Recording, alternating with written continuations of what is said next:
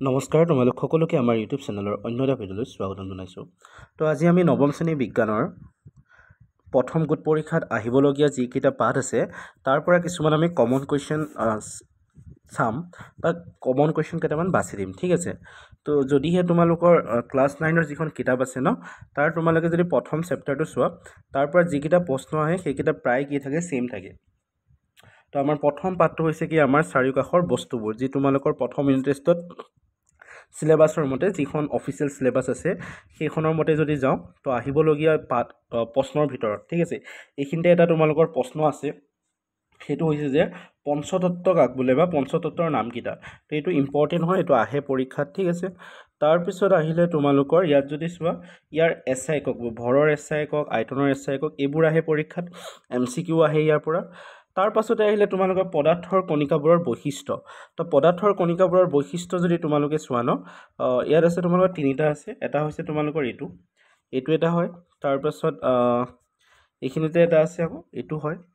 তো এইকেইটা লিখিব আহিব, ঠিক আছে। যিহেতু তোমালোকৰ প্ৰশ্ন স্কুলতেই কাটিব, তো স্কুলৰ শিক্ষকেই তোমালোকৰ প্ৰশ্ন দিব, তো গতিকে কেনেকুৱা ধৰণৰ প্ৰশ্ন আহিব, তো এইটো এটা আছে, ঠিক আছে।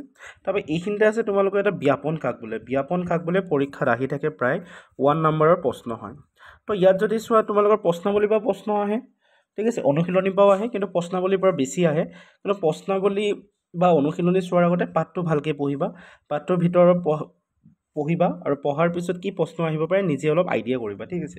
তো এই প্ৰশ্নটো এজ ইট ইজ নাহিবও পাৰে।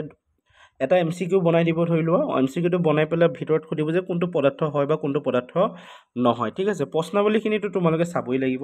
যেনে ইয়াত যদি চোৱা পদাৰ্থৰ কণিকাবোৰৰ বৈশিষ্ট্য, যি মই অলপ আগত দেখাই দিলোঁ, তো এইটো কমন প্ৰশ্ন আহি থাকে। তাৰপিছত আহিলে তোমালোকৰ ইয়াত যদি চোৱা পদাৰ্থৰ তোমালোকৰ আছিলে, পদাৰ্থৰ কিছুমান ধৰ্ম আছিলে। তো পদাৰ্থৰ ধৰ্মবোৰ লগাই এখন পাৰ্থক্যৰ তালিকা বনাব দিব পাৰে। যেনে ধৰি লোৱা গোটা পদাৰ্থৰ তালিকা এনেকৈ ইয়াত লিখিলা, ধৰি লোৱা গোটা পদাৰ্থ, ইয়াত লিখিলা জুলীয়া পদাৰ্থ, বাকী ইফালে লিখিলা ধৰি লোৱা গেছীয় পদাৰ্থ, ঠিক আছে। তেনেকৈ এখন তালিকা বনাব দিব পাৰে। যেনে ইয়াত যদি চোৱা গোটা পদাৰ্থবোৰ জেনেৰেলি কি হয়, তোমালোকৰ আকৃতি আছে, পৰিসীমা আছে, আয়তন আছে। ইয়াতে চোৱা, ইয়াত আছে তোমালোকৰ ধৰ্মখিনি, ঠিক আছে। গোটা পদাৰ্থৰ ধৰ্মবোৰ ইয়াত আছে, যেনে দৃঢ় হয়। বাকী ইফালে যদি জুলীয়া পদাৰ্থ আনে চাওঁ, জুলীয়া পদাৰ্থৰ ধৰ্মবোৰ ইয়াত আছে। জুলীয়া পদাৰ্থবোৰে কেনেকুৱা ধৰ্ম প্ৰদৰ্শন কৰে। তো জুলীয়া পদাৰ্থ, গোটা পদাৰ্থ, গেছীয় পদাৰ্থৰ মাজত পাৰ্থক্য দেখুৱাই এখন তালিকা প্ৰস্তুত দিব পাৰে, ঠিক আছে। তাৰপিছত আহিলে তোমালোকৰ LPG ফুল ফৰ্ম, CNG ফুল ফৰ্ম। চোৱা, পাঠটো পঢ়োঁতে তোমালোকে অনুশীলনী প্ৰশ্নাৱলী কিন্তু কৰিবই লাগিব।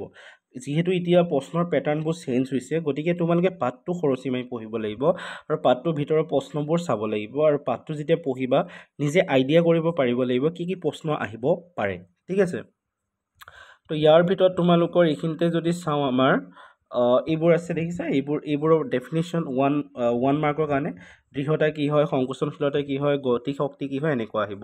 আৰু ছেকেণ্ড হ'ল তোমালোকৰ এইটো কাৰণ দেখুওৱা, যে কাৰণ দেখুওৱা তোমালোকৰ আহে পৰীক্ষাত, যিকোনো এটা কাৰণ দেখুওৱা আহিবই। তোমালোকৰ ক'ৰ পৰা আহে সেইটো মেটাৰ নকৰে, কিন্তু কাৰণ দেখুওৱা টাইপৰ এটা প্ৰশ্ন আহিব তোমালোকৰ। তাৰপিছত ইয়াত আহিল তোমাৰ লেটেণ্ট হিট। তোমালোকৰ latent heat is the most important question, ঠিক আছে। লেটেণ্ট হিট আহি থাকে। লেটেণ্ট হিট কাক বোলে? লেটেণ্ট হিট মানে তোমালোকৰ লিনটাপ কাক বোলে? লিনটাপ is the common question in exam. আহি থাকে লিনটাপ কাক বোলে, ঠিক আছে। তাৰপিছত আহিলে তোমালোকৰ এক গলনাংকৰ পইণ্টটো কিমান হয়, গলনাংক কিমান হ'ব পাৰে, ঠিক আছে। বাকী তোমালোকৰ কেলভিনৰ পৰা চেলচিয়াছ বা চেলচিয়াছৰ পৰা কেলভিনলৈ কনভাৰ্ট কৰা, তেনেকুৱা ধৰণৰ প্ৰশ্নটো এটাতো আহিব, একে 100% গেৰেণ্টি আছে। তাৰপিছত আহিলে উষ্ণতাৰ এছাই একক কি হয়? উষ্ণতাৰ এছাই একক তোমালোকৰ কেলভিন হয়, ইজ দ্য কমন কুৱেশ্যন। তাৰপিছত আহিলে তোমালোকৰ ইয়াত যদি চাওঁ, এই ছবিটো আহে পৰীক্ষা, ঠিক আছে। এই ছবিটো আহিব পাৰে, তো ঠিক আছে, এইটো মনত ৰাখিবা।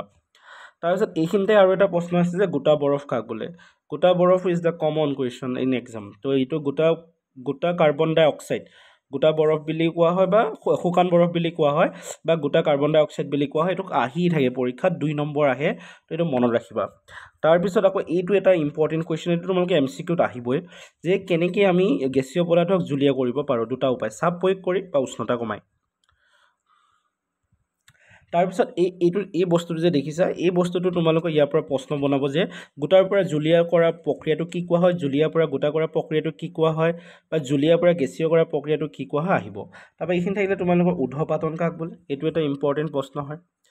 বাকী ইয়াতে আছে তোমালোকৰ চাপৰ এছআই একক, ঠিক আছে, চাপৰ এছআই একক হৈছে পাস্কেল। চোৱা মই তোমালোকক জাষ্ট যিকোনো এটা প্ৰশ্ন কৈ নিদিওঁ যে এইটো 100% আহিব, মই জাষ্ট সম্ভাৱ্য যিবোৰ প্ৰশ্ন হ'ব পাৰে পাঠৰ ভিতৰৰ পৰা সেইবোৰহে ক'ম, ঠিক আছে। তো সেই কিছুমান ইউটিউবৰ যি থাম্বনেইল আছে যে 100% আহিবই 200% আহিব, সেইবোৰ চব ফেক হয়, সেইবোৰত নপৰিবা, ঠিক আছে। সেইবোৰ চব ফেক হয়। কিয় ফেক হয় বুলি কৈছোঁ, তাত যদি তোমালোকে চোৱা তাত যিবোৰ প্ৰশ্ন থাকে ন, পুৰণাৰ প্ৰশ্ন এখন ল'ব, সেই প্ৰশ্নখনৰ পৰাই যিকোনো কিছুমান প্ৰশ্ন তোমালোকক দি দিয়ে জাষ্ট ভিউজৰ কাৰণে। তো গতিকে সেইবোৰ স্কেমত নপৰিবা, যিবোৰ তোমালোকক কয় যে 100% পৰীক্ষাত আহিবই, 100% কোনো কমন দিব নোৱাৰে, জাষ্ট পচিবিলিটি ক'ব পাৰে যে কি আহিব পাৰে। তো পাঠটো এই কিতাপখন মই বহুত বছৰ ধৰি পঢ়াই আছোঁ, গতিকে আইডিয়া আছে যে কোনবোৰ আহিব পাৰে কোনবোৰ আহিব নোৱাৰে, ঠিক আছে।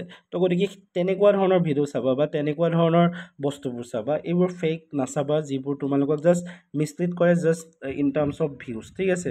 তো এইবোৰ জাষ্ট ভিউজৰ কাৰণে কৰা হয়, থাম্বনেইল লগাই যে 100% আহিব 200% আহিব, ইটছ জাষ্ট এ ফেক। তাৰপিছত আহিলে তোমালোকৰ চাপৰ তাৰতম্য, ইয়াৰ এইখিনিতে আছে তোমালোকৰ বাষ্পীভৱনৰ কাৰক। বাষ্পীভৱনৰ কাৰক তোমালোকৰ প্ৰতিটো পৰীক্ষাতে আহে, যোৱাবাৰ বছৰীয়া পৰীক্ষাটো আহিছে। বাষ্পীভৱনৰ কাৰক কেইটা কি হয়, উষ্ণতাৰ বৃদ্ধি, ঠিক আছে, বায়ুৰ আৰ্দ্ৰতা বা বতাহৰ বেগ। তো এইকেইটা হৈছে তোমালোকৰ বাষ্পীভৱনৰ কাৰক, এইকেইটা আহি থাকে পৰীক্ষাত। আৰু ইয়াৰ ভিতৰতো মই গেৰেণ্টি দি ক'ব পাৰোঁ, ইয়াৰ পৰা মই যিখিনি দিছোঁ তাৰ পৰা প্ৰশ্ন পৰিবই, ঠিক আছে। কাৰণ মই এনেকুৱা দিয়া নাই যে এইটোৱে আহিব, কি দিছোঁ গোটেই চেপ্টাৰটোৰ পৰা কি প্ৰশ্ন হ'ব পাৰে মই সেইটো চেক কৰিছোঁ। তো যি প্ৰশ্ন হ'ব পাৰে যদি সেই গোটেইখিনিয়ে আমি পঢ়োঁ, তো তাৰ ভিতৰৰ পৰাইতো প্ৰশ্ন আহিব ন। তো বনাইতো দুই এটা দিব বাৰু, তেতিয়াহে পাৰিবা, থিয়ৰিটো ভালকৈ পঢ়িলে বনাই দিলে অংক কৰিব পাৰিবা ন। আৰু এই 4টা প্ৰশ্ন যে দেখিছা তোমালোকে, এই 4টা প্ৰশ্নৰ ভিতৰত 4টা নহয় 5টা আছে, এই 5টা প্ৰশ্নৰ ভিতৰত যিকোনো এটা প্ৰশ্ন তোমালোকে দেখা পাবা পৰীক্ষাত লিখি থৈ দিয়া, ঠিক আছে। তো গতিকে এইকেইটা ভালকৈ চাবা। নেক্সট ইয়াত আছে তোমালোকৰ এইখিনি, ইয়াৰ পৰা এটা তোমালোকে MCQ আহিব, এইখিনি ভালকৈ পঢ়িবা, এইখিনি আগতে নাহিছিলে আজিকালি আহে, গতিকে ভালকৈ চাবা এইখিনি।